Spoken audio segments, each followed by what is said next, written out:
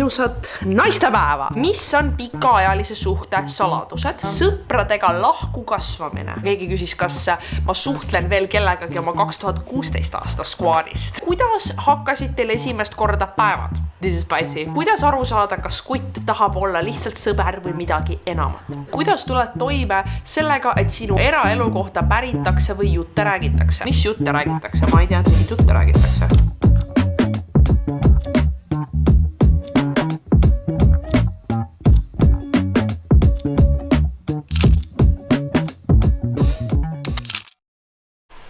On.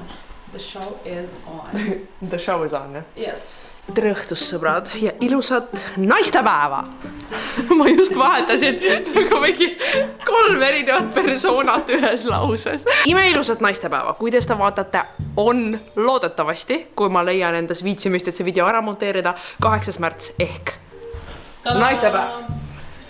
Ja selle puhul me mõtlesime teha midagi teistsugust. Küll aga tasub märkimist see, et meie plaan oli teha girlies panevad koos valmis, feeling sexy, paneme valmistame pilte, lähme välja vibe, on ju. Reaalsus on see, et on reede õhtu ja me oleme nii väsinud. Mu silmad püsivad vaevu lahti. Mul oleks vaja neid Mr. Beanie tikke. Aga mõte on endiselt sama. Me lähme tegelikult õhtusöögile täna õhtul mina, Anna ja minu armas õde Laura. Ja see plaan iseenesest on endiselt jõus. Seega me mõtlesime, et jääme ikkagi oma algse idee juurde ja paneme täna koos valmis. Mõni isegi teist ütleks, et vana hea Get Ready With Me video. Ainult, et me mitte ainult ei räägi meigist, mis me paneme näkku, vaid me vastame teie küsimustele. Ma mõtlesin, et ei ole nagu mingit Q&A vibe teinud ka ammu ja siit ta siis tuleb. Ja ma pean jooma veel for me'd, sellepärast et ma jään kohe poole lause peal magama. Ja kas sa oled jäänud kunagi poole lause peal magama? Sellepärast, et kui gümnaasium hakkas, see oli nii raske, et iga päev ma tulin koju, siis ma kell 4 sain lõunat kodus ja ma jäin nagu võileib suus magama reaalselt. Osa, kas see on piinlik tunnistada, et gümnaasium oli nii raske mulle või? Et ma jäin poole lause peal magama. Ma vist ei ole niimoodi magama jäänud, aga... No võt, näedki hullu lähedalt. Ma nagu kaugelt tundun endale nagu siis, kui me tegime Halloweeni videot. Meil ei ole ju peeglit ometigi kummalgi. I have this. Oota, ma tahan peegli. Kas te näete, kas te kuulete meid? Me ei tea. Me loodame. Ja alustuseks tahan ma teha ühe tõelise shoutouti meie tänase video sponsorile Lovertele. Mitte ainult sellepärast, et nad meid toetavad, vaid sellepärast, et shoutout, et neil päriselt on 99% ajast kõige odavam hind asjadele. Ja vaata, see ei tule kellegi üllatusena, et mina teinekord ei tea täpselt, mis on asjade hinnad. Throwbacku ma ei teadnud, et ma olin 70 eurose kammi ostnud. Anna oli mingi, ma laenan su Ori B kammi. Ja ma olin nagu, mis asi see on? Nagu ma ei teadnud, et süka siin olemas. Ma mõtlesin, Juda mõtleb musta imelikku odavat kammi. Anna oli kaasa maksis mingi 50+ euri ja ma nagu pole võimalik. Ma ei oleks maksnud süksusest rohkem 20 eurot. See on praegu hinnaga 70 eurot.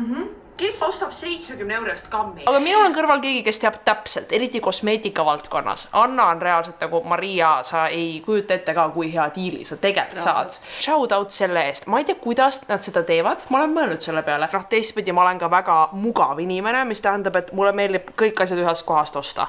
Ma ei ole see, kes käib, sirvib mööda lehti ringi, kust mida saab. Ei. Mul meeldib, kui kõik minu asjad on ühes kohas ja seda nad kõik Lovertes on. Kõik tooted, mis ma täna näitan, on Lovertest, aga muuhulgas, millest ma tahtsin konkreetsemalt rääkida, enne kui me lähme teie küsimuste juurde, on minu hiljutine obsession, milleks on värviteooria meigis. Nüüd, eluaeg olen mina sellistest palettidest käinud ringiga mööda, sellepärast, et mida ma pean siin täpsemalt tegema? Instructions unclear. Kuniks ma siis sattusin TikToki peale, mis seletas ära. No võt, nii kuidas me käisime värvianalüüsis ja meile meeldib värviteooria, seoses sellega, mida selga panna, siis sama loogika kehtib meie näos. Ja ma olen õppinud ühe asja ära. Ma olen õppinud seda, et kui sul on sinised silmaalused, siis hea on neid katta mingit laadi lõhetooniga. Mul on selline Nixi palett lõhetooniga, aga no see miuke lõhe sobib sulle versus mulle on ka erinev. Selle lõhe ma leidsin, lõhe vist toimib, proovime kohe järgi ka. Teine asi on see, et kui sul on punased kohad, sa peaksid neid katma rohelisega, aga mul on tunne, et see roheline ei ole ideaalne, mul on vaja midagi veits mahedamat. loogika on see, et enne, kui sa paned midagi muud, paned sa selle alla. Mitte liiga paksult. Mul on siin, no siit on veits raske näha, sest õues on nii pime täna, me kuidagi tuli meil üllatusena. Mul on nagu siin on tavaliselt sinine ja siin ääres on tavaliselt sinine. Pluss sinised need veenid silmade peal. Ja selle lõhega sa põhimõtteliselt ikkagi peidad selle sinise ära ja siis, kui sa tahad, sa saad sinna peale panna seda heledat concealerit, kui sa tahad, et sul oleks heladam. Ma tahan õppida ära, kuidas punaste kohtadega nagu color correctionit teha. Kui ma selle ära õpin, I will be back. No see on päris ere, aga ma eeldan, et te näete nagu erinevust. Kas äkki niiviisi näete paremini? Nii et see oli minu viimane väike katsetus ja vahva ost Lovertast. Ja kui ma nagu selle masteriksin, siis see on päris suur upgrade meigile. Sest teate, kuidas alati on nii palju parem, kui mingi meigikunstnik teeb meigi, jah, sest nad teavad, mida nad teevad. Ja see on nagu väga lõbus, kui ma saan iga mõne tagant õppida midagi uut selle kohta, kuidas päriselt teha meiki, nii et see näeks välja väga hea. Nagu alati, siis mul on Lovertaga ka sooduskood Maria20, millega saate -20% nende lehelt. Kas ma peaks proovima rohelisega ka või? Jaa, ma mõtlen, et kas ma peaks ühele... Ma mõtlesin, kas sa peaks panema mingi punni peale. No aga vaata see roheline, let me tell you something, see on siukane. Aga see tundub õige nagu. Aga see on nii erk nagu. Aga peabki ju cancelima punast. Aga see roheline on nii erk, et seda võib ikkagi jääda näha. Alustame küsimustega, millest esimene seostub ka tegelikult meigiga. Alustame sellisel kergel noodil. Mis on teie üks lemmiktoode praegu ja mis on üks teie meelest ülehinnatud meigitoode? Mina alustan oma lemmikust, mis on selline Benefiti Starla, oota, meie näod peavad ära, jah, niimoodi, Starla, mis peaks vist olema bronzer, aga lihtsalt selle värv on minu jaoks nii hea, ta on täpselt bronzeri ja blushi vahepealne ja see on perfektne toon, mis kogu minu meigi tõmbab nagu kokku. Ja sellest saati, kui ma hakkasin seda kasutama, ma hakkasin saama väga palju komplimente, et ilus meik. Ma kasutan seda silma peal, silma all, ma kasutan seda bronzerina, blushina, igal pool. Mu lemmik on see Herboriani Herboriani Super BB jumekas või mis iganes. Ma kasutan seda concealeri ja kõigeks, seepärast, et ta on lihtsalt nagu, saad seda ülivähe panna, seda jätab nagu ikkagi ülihea katvuse. Ja mis on sinu meelest üks ülehinnatud meigitoode? Vot ma hakkasin praegu mõtlema, võib-olla highlighter. Highlighter, omega, et ma unustasin highlighteri, see on täiega hea vastus, sest ma ei mäleta, millal ma viimati kasutasin highlighterit. Nagu kunagi me ju kõik kasutasime, kunagi see oli toppasi, aga nagu nüüd ma ei kujutaks ette, et ma olen aru saanud, et minu naturaalselt rasune nahk annab mulle tasuta highlighteri, nii mul ei ole vaja seda peale panna. Teine asi, mida ma ei mäleta, millal ma viimati kasutasin, on primer. Ja ma ei ütle, et see on ülehinnatud, sest ma pean leidma lihtsalt mõne hea, aga ma lihtsalt ei ole leidnud ja võib-olla ma peaksin otsima. Liigume edasi sügavamatel toonidel kohe, kuna meil on ikkagi naistepäeva eri. Kas sul on hetki, kus tunned, et sa pole piisavalt naiselik, mida sa siis teed? Seal on ka jätku küsimus seoses sellega, et kas on üldse õige tembeldada midagi naiselikuks või mehelikuks. Mina alustan sellest esimesest poolest vastusega, et jah, minul on neid hetki ja mida mina nendel hetkedel reeglina olen aru saanud, et tasub teha, on küsida endalt, kas minu vajadused on täidetud, kas minu tassid on täidetud. Ma kipun tundma mitte naiselikuna ennast siis, kui ma olen kogu maailma mured võtnud enda kanda ja ma olen mitte piisavalt aega panustanud lugelemisesse, niisama olemisse. Ja see on see, mis minu jaoks selle triki tavaliselt ära teeb. Mis puudutab nagu naiselikkust ja mehelikust, ma samal ajal vaatan, et ega see sinine mul ei taha ära kaduda. Mul ei taha, aga mul on reaalselt otsa ees nagu hall-like, suurepärane. Mis puudutab nagu mehelikkust ja naiselikkust, siis nagu ma saan aru, et need on nagu omadussõnad. Me kasutame, et mingeid asju kirjeldada. Minu jaoks, ma ei tea, naiselik on see, kui mul on, ma ei tea, seljas kleit on ju, no ülihalb näide, aga no you get the point, et need on lihtsalt omadussõnad, aga see, milline kaal nendel sõnadel on viimasel ajal. Alates sellest, et naine peab olema naisenergias ja mees peab olema mehelik ja kas sa ikka oled piisavalt naiselik või kas sa oled mehelik, kogu see arutelu sõna otseses mõttes nagu mu ajudega üks hetk nii väga. Ma sain koos oma terapeudi abiga aru, et igasugune loogika, olgu see horoskoobid või naiselikkus, mehelikkus, mis iganes käsitlus, mis paneb inimesi kastidesse, on lõpuks meid piirav. Sellepärast, et me kõik oleme unikaalne kombo erinevatest treatidest. Ja ma olen ka aru saanud, et mingites asjades ma võib-olla olengi jutumärkides mehelikum. Asjad, millest täna räägitakse, et kui sa oled juhtivate omadustega või nagu vastutad asjade eest, et siis sa oled kuidagi mehelik. No ju ma siis olen, aga päeva lõpuks ma ei usu, et see on nagu isegi õige sõna selle jaoks. Ma arvan, et ei tasu nagu ennast läbi nende sõnade vaadata. Minu jaoks see ei ole olnud abistav. Minu meelest see mustvalge käsitlus ei jäta ruumi sellele, kui erinevad ja nüansirikkad me kõik oleme. Ja loo moraal on see, et ei tasu ennast panna kuhugi kasti. Mida sina teed, kui sa ei tunne ennast naiselikuna või kas sul on neid hetki, kas sa üldse selle peale mõtled või ei mõtle? Ma proovin selle peale üldse mitte mõelda, seepärast, et nii nagu sa ütlesid, et kõik need muud horoskoobid ja siuksed teemad viivad sind vahepeal endless kriisi, siis see naiselikkuse teema viis mind paar aastat tagasi kõige sügavamasse auku üldse. Nii et minu jaoks kehtib selline mõtteviis, et naiselik on parasjagu see, mis ma tahan, et oleks naiselik. Ja see toimib väga hästi. Samas ma ütleks, et selle naiseliku ja mehelikkuse teema osas on nagu võib-olla mingisugused asjad, mis ma nagu eelistaks, et kui mul on mees, siis teeks mu mees, aga ma ilmselgelt saan ise sellega nagu väga hästi hakkama ja ma ei ole nagu vastu nende asjade tegemisele. Ja minu meelest see, mis sa räägid, on rohkem ootused partnerile versus, aga me oleme selle jällegi pandagu nii kitsasse, et peab olema just mehelik ja minu partner, võt ongi minusugusele inimesele, kogu see mehe-naiselikkuse ajupesu oli üks hetk nagu, et kohe, kui ma mingit initsiatiivi elus võtan, ma olen mehelik. Ja siis ma olen aru saanud, et see ei ole see, kes mina olen. Vaata, iga mõne tagant tulevad ja lähevad mingid teooriad, mis üritavad sulle öelda, milline sa peaksid olema. Lõpuks saad aru, et mina otsustan. Öeldakse, et kui sul on elus suhtes probleeme, sa ei ole oma naisenergias. Jah, võib-olla mõnes kontekstis ma saan aru, kus see loogika tuleb, aga seda siukse universaalse tõena presenteerida, no see jällegi ignoreerib seda, kui erinevad on inimesed, kui erinevad on suhted, kui erinevad on inimeste soovid ja nagu indiviididena, kui erinev on meie arusaam sellest, mis on naiselik. Ehk siis lõpuks on see, et oluline on teada, mida sa ise tahad, oluline on teada see, mis sinu jaoks toimib ja mis sinu suhtes toimib ja lõpuks ja teistpidi, kui sinu jaoks on oluline, et oleks nais- ja meesenergia, siis see on ka fine. Do it! Jätkame. Mis on pikaajalise suhte saladused?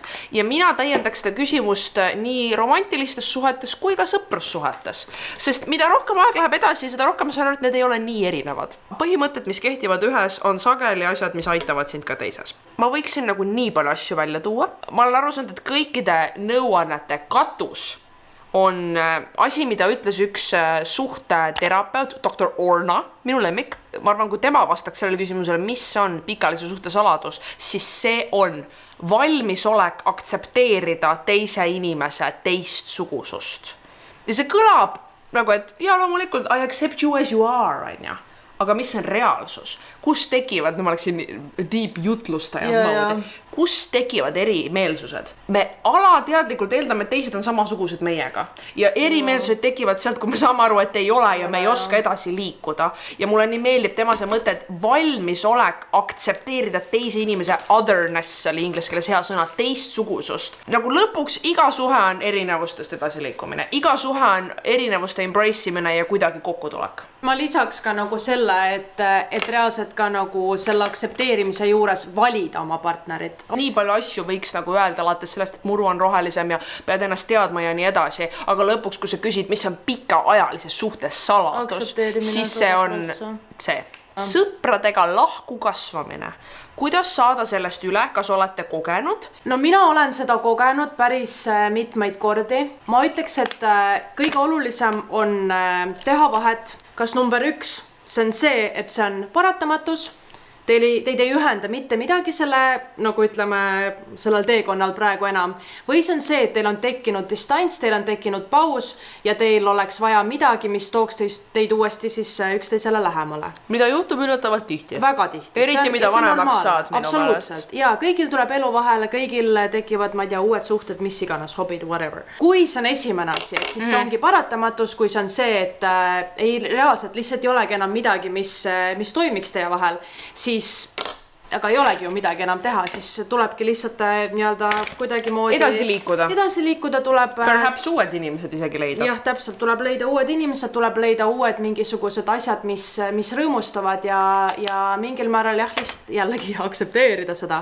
Kui see on see teine variant, ehk siis see, et teil on tekkinud distants, siis mina ütleks ja paneks räigelt käe südamele, et palun lihtsalt tee see esimene samm, palun lihtsalt kirjuta sellele inimesele, et ma igatsen sind, palun teeme midagi, kuidas sul läinud on, whatever. Lihtsalt tee see esimene samm, sellepärast, et lõpuks on nii palju parem olla see, kes teeb selle sammu versus see, kes hiljem kahetseb, et ma ei teinud mitte midagi. Ja kes teab, pärast sealt kasvab uus parim sõprus üldse välja. Ja kui see on ei, kui teine inimene vastab, et tead, ma hetkel ikkagi ei taha suga enam, ma ei tea, sõber olla või reconnectida, siis sul ei ole nagunii midagi kaotada. Vähemalt sa proovisid. Ma tunnen ka, et ei räägita piisavalt sellest, kui sageli juhtub seda kaugenemise momenti, mis jätab mulje, et kas me oleme lahku kasvamas ja tegelikult mis toimub on see, et te mõlemad kasvate inimestena edasi ja iga sõprussuhe nagu romantiline suhe nõuab seda pidevalt kastmist ja kui see on jäänud ära, siis võibki jääda siuke mulje. Aga ma selles mõttes väga nõustun sellega, et kui ikkagi vähegi on lootust, et see on või vähemalt sa tahad seda closure'it, et on mingi võimalus seda tööle panna, siis go for it ja kui mitte, siis lihtsalt on nii. Siis tuleb midagi palju paremat. Aga ma nõustun täiega sellega, et reaalselt ei räägita piisavalt sellest, kui nagu kahjuks õnneks, mis iganes tegelikult palju selles mõttes sa pead panustama ikkagi nagu oma sõprustesse. Sellepärast, et nagu, me räägime sellest väga tihti, aga ma arvan, et ongi, kui me mõlemad olekski Mariaga, siis et vaatame, kuidas asjad läheks, me näeks üks kord aastas, kui me ei töötaks koos. Kusjuures seoses sellega keegi küsis, kas ma suhtlen veel kellegagi oma 2016 aasta skuadist.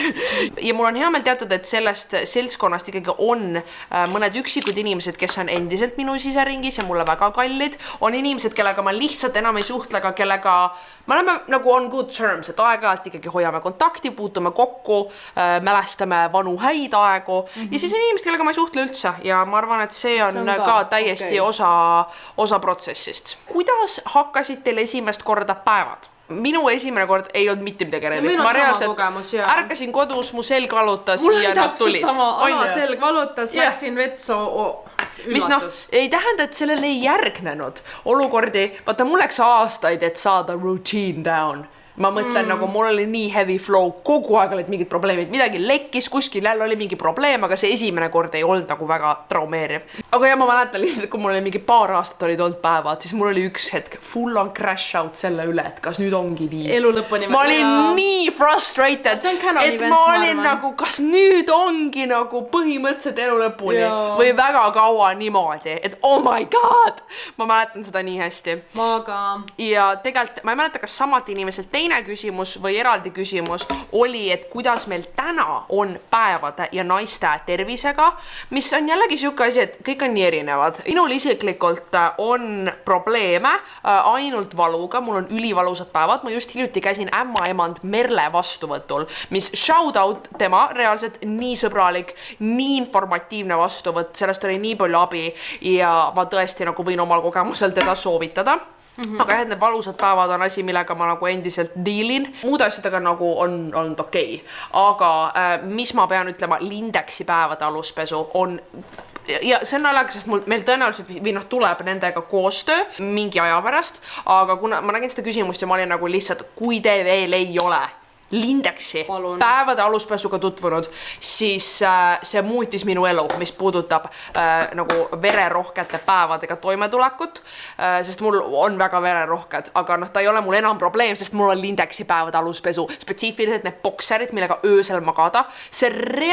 Ma muutis mu elu, on vähe asju, mis on päriselt rohujuure tasandil mu elu muutnud ja üks nendest on Lindeksi aluspesu.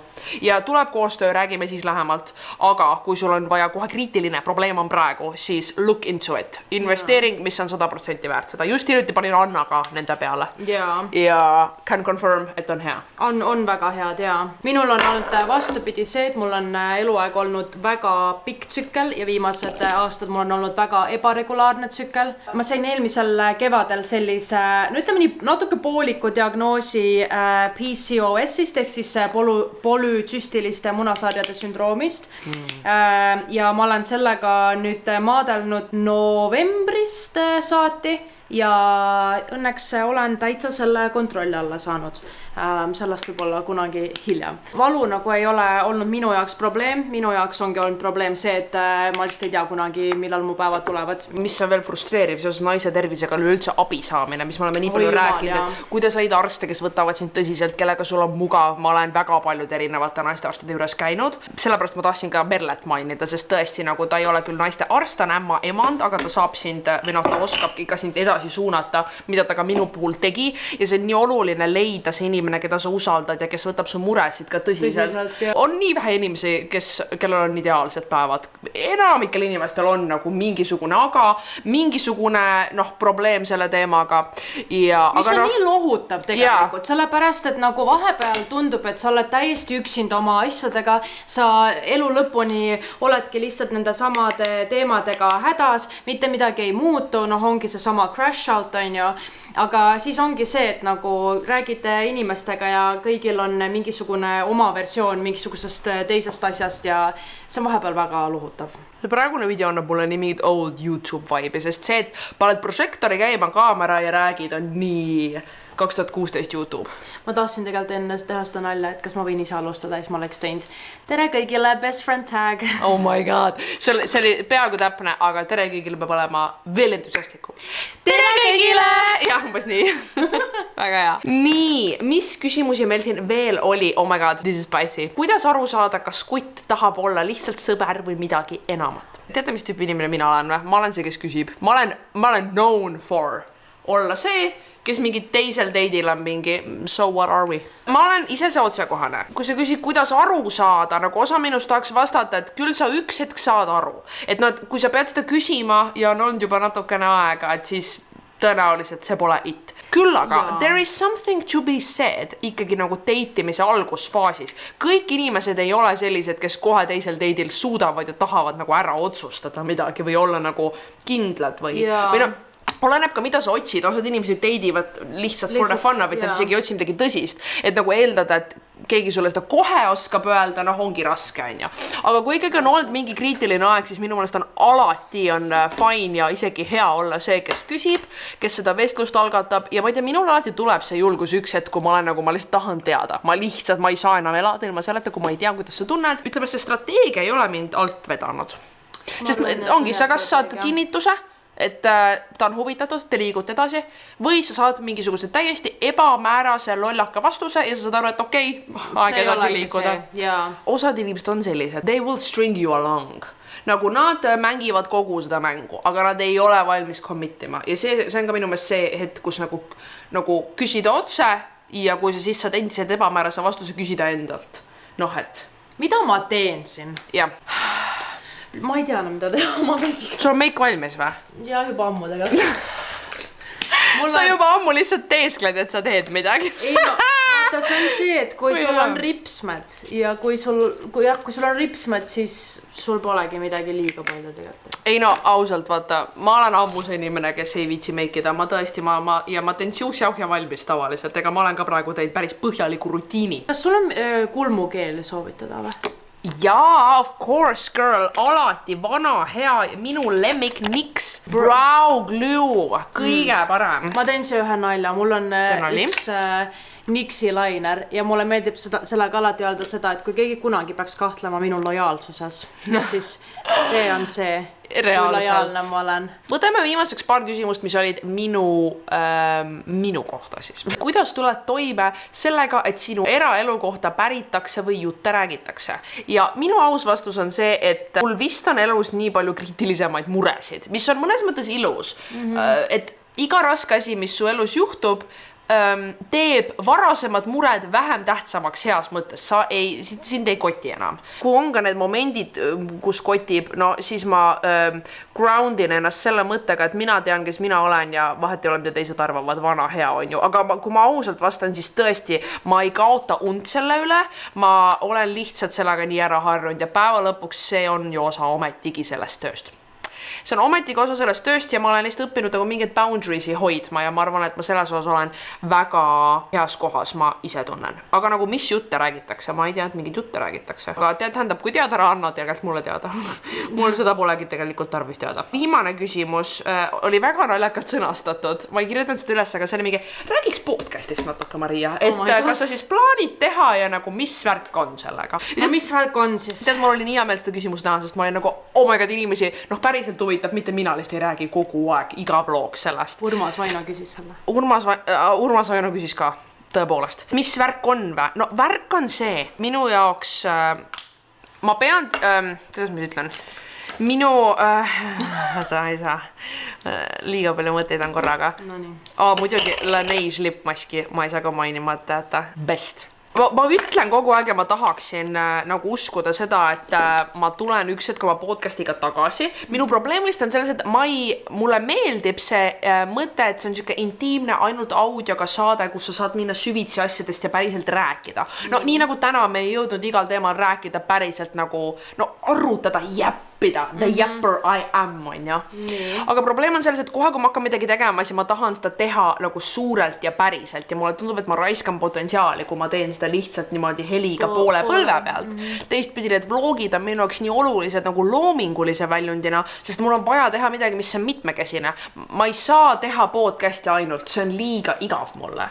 Aga teistpidi ma tahan seda teha. Seega, what are we gonna do? Kui ma lähen out of my way, et nagu saada suured inimesed rääkima, siis ma ju tahan seda videoga teha. Kes siis leiab selle aja, on ju? Mida sa siis selle arvelt tegemata jätad? Siis on see schedule ka, et me oleme teinud iga nädalaselt, aga ma ei tea, üksinda rääkida, mul on tunne, ma olen hulluks, iga nädal leida külalisi on meeletu töö ja kui ma teen seda mingi kord kuus, kas keegi isegi vaataks seda? Ma arvan, et ikka vaataks. Andke teada.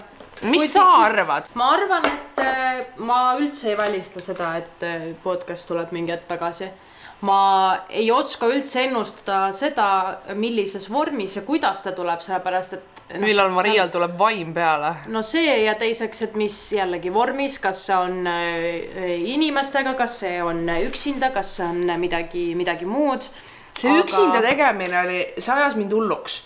Ma ei oska niimoodi nii pikalt üksinda rääkida. Mul on vaja mingit stiimulit, teist inimest või tegevust, mis mulle annab mõtteid. Kui ma räägin tühja koha pealt üksinda, see oli väga raske. Seega I'm thinking inimesed või üldse mitte. Ja kui on juba inimesed, no kas siis on video, ma veel ei tea. Teie tagasiside oleks väga kasulik. Jah, see ongi päeva küsimus, palun vastake. Päeva küsimus, palun vastake. Kas Maria peaks tegema podcasti uuesti? Ta võiks olla siuke vestlus, aga küsimus on nagu, et minule meeldib see mõte, et see ei ole nagu nii high production, et ongi sa nagu istud ja räägid ja see on chill. Aga siis miks mulle tundub, et ma lasen raisku midagi? Ja pluss sellist asja turundada on ka oluliselt raskem, sest sul ei ole mingit visuaalset materjali. Ma olen nii suur podcastide fänn ise, et iga päev, kui ma ei tee podcasti, ma valutan südant sellepärast, et ma olen ise nii suur kuulaja ja fänn. Aga selle tegemine on lihtsalt ongi nii teissugune ja ongi päeva lõpuks meid on Annaga 2 ja karm tõde on see, et sa pead teinekord valima. Sa saad teha mitut asja, aga seda halvemini sa teed igat asja. Ma ei ole veel täpselt välja mõelnud, kuidas teha seda nii, et kõik on tasakaalus, ka minu jaoks. Nii, ahvist hakkavad saama inimesed nüüd lõpuks. Ma tahtsin minna full turtleneckiga ja siis Laura ütles, et palun vahelda see ära. Nii et nüüd ma olen veidikene pidulikuma kampsuniga valmis minema välja ja ma loodan, et teile meeldis natuke selline teissugune video. Meil, ma arvan, oli lõbus küll.